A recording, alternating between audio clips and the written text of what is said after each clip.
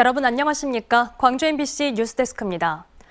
그동안 시민들의 물 절약과 함께 올해 들어 많은 양의 비와 눈이 내리면서 광주시의 제한급수 예정일과 동북댐 고갈 시기가 2달가량 늦춰졌습니다.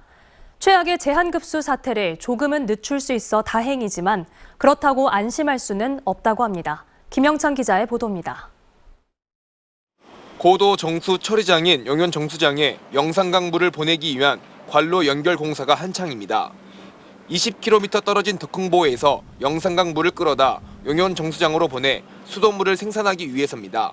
오는 4월까지 펌프 시설인 가압장을 설치한다면 하루에 5만 톤의 물을 확보할 수 있습니다.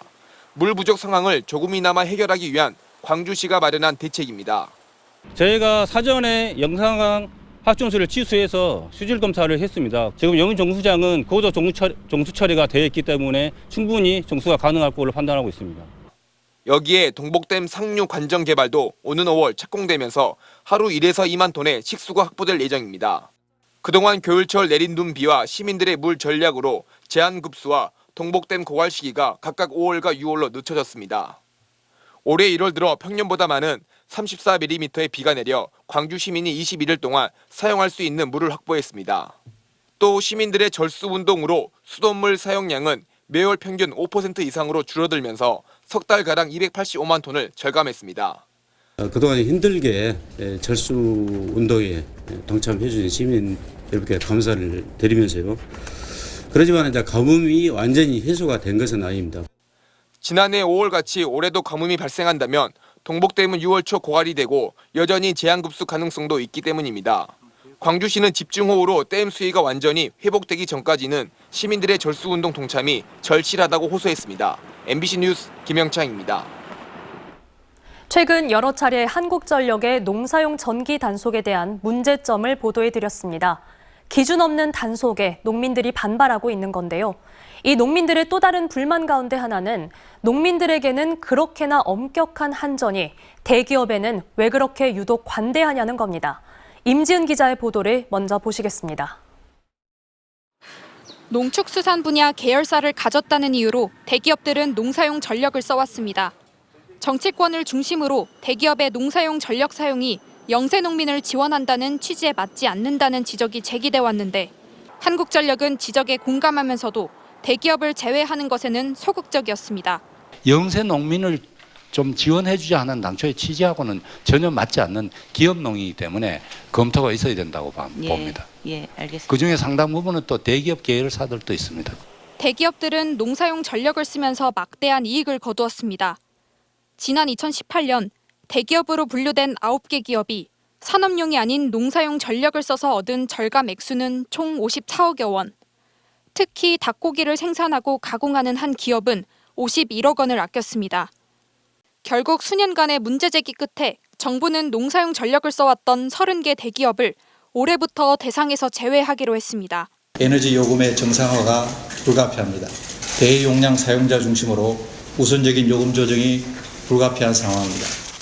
MBC가 확보한 자료에 따르면 이들 대기업을 산업용 전력으로 바꿨을 때 내년 한전 판매 수입은 79억 6천여만 원이 늘 것으로 예상됩니다.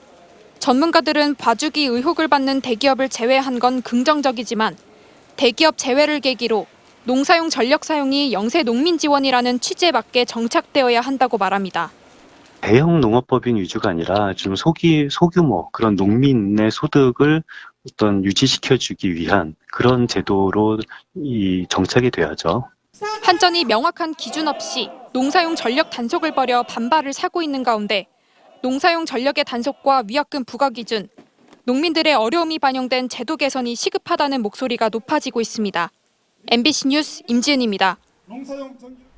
이렇게 농민들에게 엄격하게 단속하고 있는 한전이 농사용 전기 약관을 만든 게 지난 1973년입니다. 50년 전에 만들어진 이 약관이 그동안 바뀐 농업 현실을 과연 담아낼 수 있을 것인지가 농민들과 전문가들의 지적입니다. 계속해서 우종훈 기자가 한전 농사용 전기 단속의 대안을 고민해봤습니다. 농민들이 생산한 콩을 받아 콩깍지 등 불순물을 거르는 작업이 한창입니다. 원래는 이처럼 콩의 불순물을 선별할 때는 개별 농가에서 직접 작업을 해왔지만 농촌이 고령화된 현재 상황에서는 이처럼 한데 모아 선별하지 않으면 안 되는 상황이 됐습니다. 콩 선별장은 개별 농가가 하면 보름 걸리는 작업을 20분 만에 할 수 있습니다. 선별이 오래 걸리면 제때 납품을 못할 수도 있어 전북 남원 등에선 농식품부가 시설비를 지원하는 장려 사업입니다. 하지만 이 선별 작업에는 농사용 전력을 쓸 수 없습니다. 한국전력 약관에는 개별 농민이 직접 하지 않고 위탁을 맡기면 산업용 전력을 쓰도록 돼 있기 때문입니다. 선별은 반드시 생산하기 위한 중요한 과정이거든요. 이 부분을 어떤 한전 측에서 해석하는 부분이 좀 미약하다. 같은 농어업 활동이라도 기준이 모호하다 보니 현장은 혼란스러울 수밖에 없습니다. 창고에 수산물 가공품을 보관한 게 농사용 전력 위반이라며 한전이 수협에 42억 원의 위약금을 내라며 낸 소송이 대표적입니다. 재판부는 기본법에 따르면 수산물 가공품도 수산업에 포함되는 걸로 볼 수 있다며 수협의 손을 들어줬습니다. 즉, 약관상 기준이 명확하지 않다는 겁니다. 농사용 전력에 대한 해석을 둔 소송은 지난 5년간 17건에 이릅니다. 이마저도 영세 농민들은 불만이 있어도 법적 문제 제기를 못하고 위약금을 낼 수밖에 없습니다. 몇 년치 위약금을 내라고 하고 5년치 내야 된다고 그러더라고. 돈도 벌러 가지도 못하고 아무것도 지금 나온 것도 없고. 이 때문에 농사용 전력을 농업용 전력으로 바꿔야 한다는 지적이 꾸준히 나옵니다. 한전은 영세 농어민 지원을 위해 도입한 지난 1973년부터 농사용 전력이라는 명칭으로 운영하고 있고 세부 기준은 한국 표준 산업 분류를 따르도록 하는데 여기에 농사라는 단어는 없고 농업과 어업으로만 나누고 있기 때문입니다. 농어업의 체험을 접목시킨 이른바 6차 산업 육성에서도 농사용 전력으로 규정한 현재 약관은 현실을 반영하지 못하고 있습니다. 농사용이라고 하는 아주 기괴한 용어를 사용해서 운영하고 있기 때문에 이 농사용의 정의가 뭐냐 이 부분에 대해서 경계선에서 많은 갈등이 지금 발생하고 있습니다. 한전은 농사용 전력 용도에 맞는 단속, 계도 활동을 이어가겠다면서도 농어업 현장을 반영한 개선을 약속한 만큼 TF를 꾸려 구체적인 제도를 마련하겠다고 밝혔습니다. MBC 뉴스 우종훈입니다.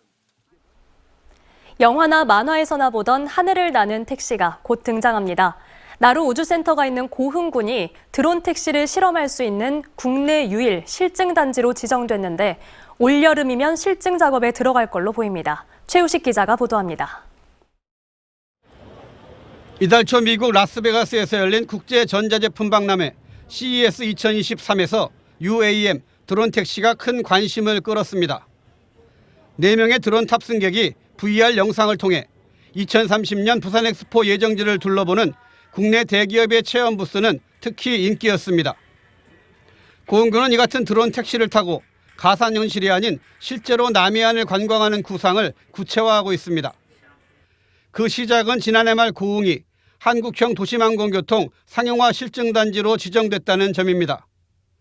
현재 113억 원의 예산으로 관련 인프라 구축 공사가 한창입니다. 지금 인프라를 구축하는 지금 공사를 하고 토목 공사를 하고 있고 그래서 저희들이 계획된 일정은 그 8월 이전에 개활지 실증을 거쳐서 8월 달에 본실증으로 들어간다고 말. 8월부터는 항공우주연구원과 함께 SKT와 현대차 등 대기업들이 드론 택시 실증 작업 그랜드 챌린지를 시작합니다. 기체 제작과 교통관리, 이착륙장 등 우선 1단계 사업에만 6개 컨소시엄 55개 기업이 참여하게 됩니다. 고흥군은 특히 이번 실증단지 인프라를 차별화된 지역 관광 상품화에 접목시킨다는 구상입니다. UAM 실증에 이어서 저희 전남도하고 협력해 UAM 항로개설 시범사업 영역을 통해 고흥 요수는 물론 고흥군 주요 관광지까지 실증할 수 있는 또 오는 5월부터 매주 토요일 밤 드론 1000대가 연출하는 드론 군무쇼를 선보이고 9월에는 전국 최초로 드론 UAM 엑스포도 열 계획입니다. 고흥군은 이를 위해 최근 조직 개편을 통해 우주항공 추진단을 신설하고 드론과 우주발사체 분야를 지역의 신성장 산업으로 선정했습니다. MBC 뉴스 최우식입니다.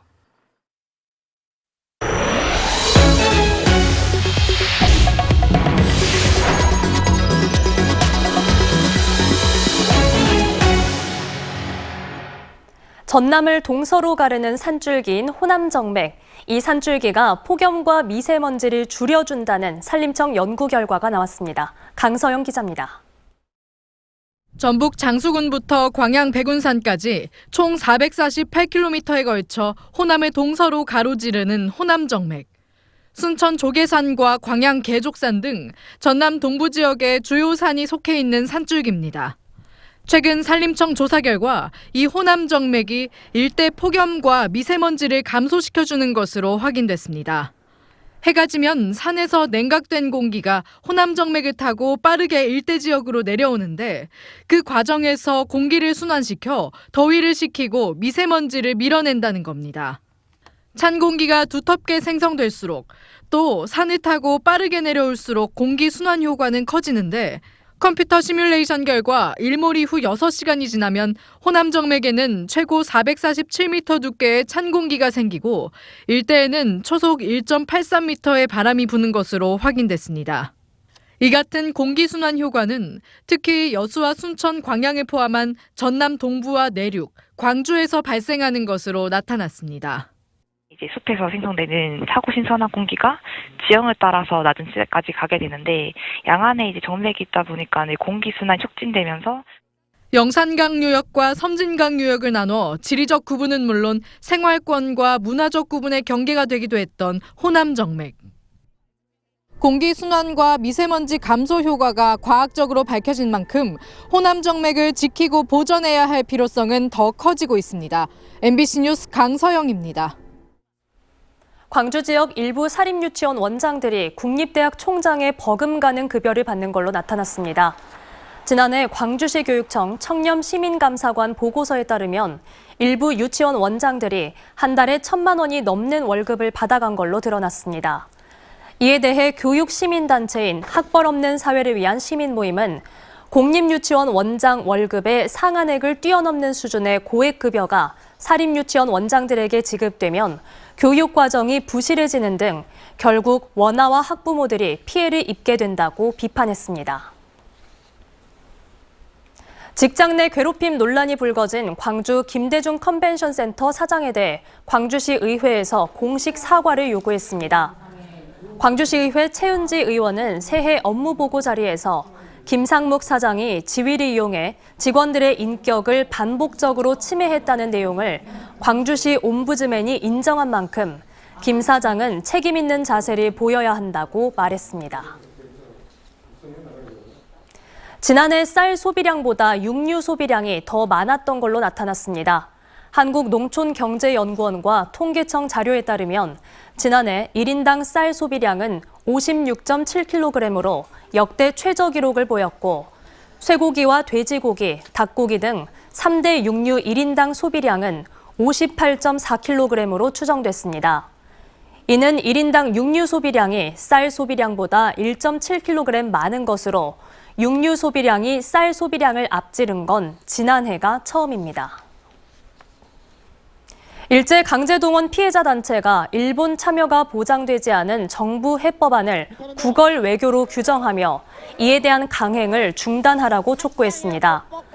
일제 강제동원 시민 모임은 양금덕 할머니가 참석한 가운데 오늘 기자회견을 열고 일본의 호응을 요구한다는 정부 해법안에 일본 기업은 응하지 않고 있다며 대법원 판결에 따라 이들이 배상 명령을 조속히 따를 수 있도록 하라고 정부에 요구했습니다.